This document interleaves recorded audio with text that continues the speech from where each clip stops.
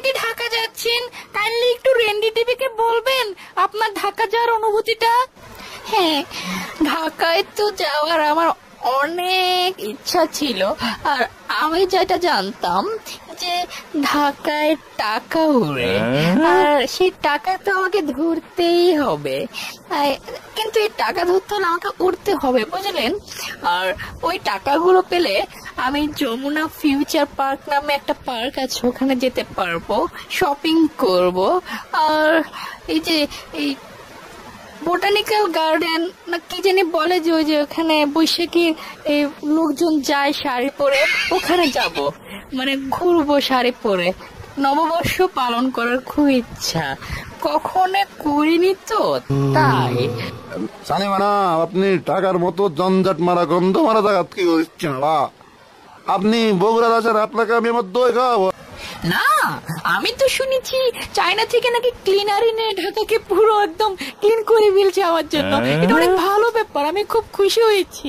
আর বিশেষ করে কিকসকে একটা থ্যাঙ্কস দেওয়া উচিত, কারণ কিকসের পোস্টের কারণেই বাজরাঙ্গের কাকজান আমাকে এয়ারপোর্ট থেকে নিয়ে আসবে কাঁধে করে, এটা খুবই ভালো লাগবে, আমি খুব খুশি হবো এই জন্য।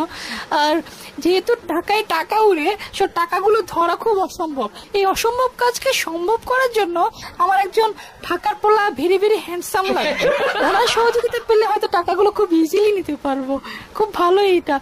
আর হ্যাঁ, রুবেলের কথা যেটা বলবো, যে রুবেল আসলে খুব জোরে জোরে করে, মানে কি বলবো, এত জোরে বল করে না, খুবই ভালো লাগে আমার, ওর বলে অনেক ভালো লাগে। আমি ওর সাথে পারফরমেন্স অবশ্যই করবো, স্টেজে নাচবো ওই পারফরমেন্সটা। আপনি ঢাকা সম্বন্ধে তো কেমনে জানলেন? আর শেষে আমাদের উৎসাহিত দর্শকদের জন্য আপনার কিছু মূল্যবান বাণী আমরা শুনতে চাই। অ্যাকচুয়ালি আমি বাংলাদেশের লোকাল সার্চ ইঞ্জিন চরকিতে অন্তর্বাস সার্চ দেওয়ার জন্য আর কি ঢুকেছিলাম, বাট তখন চিন্তা করলাম যে বাংলাদেশ যাচ্ছি, বাংলাদেশ সম্পর্কে একটা ইনফরমেশন নিলে ভালো হয় আর কি, এই জন্য আর কি এত কিছু জানা। আর বাংলাদেশের দর্শকদের সম্পর্কে কি বলবো, আমি মেনলি টেলিকম কোম্পানিদের জন্য বলছি যে দয়া করে আপনারা একটু হ্যাশট্যাগ সানেলিয়নের যত ভিডিওগুলো আছে এগুলো একটু আমার দর্শকদের জন্য ফ্রি করে দিলে খুব ভালো হয়, মানে আমার দর্শকরা রাতে যেখানে থাকুক না কেন তারা নিচে এনজয় করতে পারবে।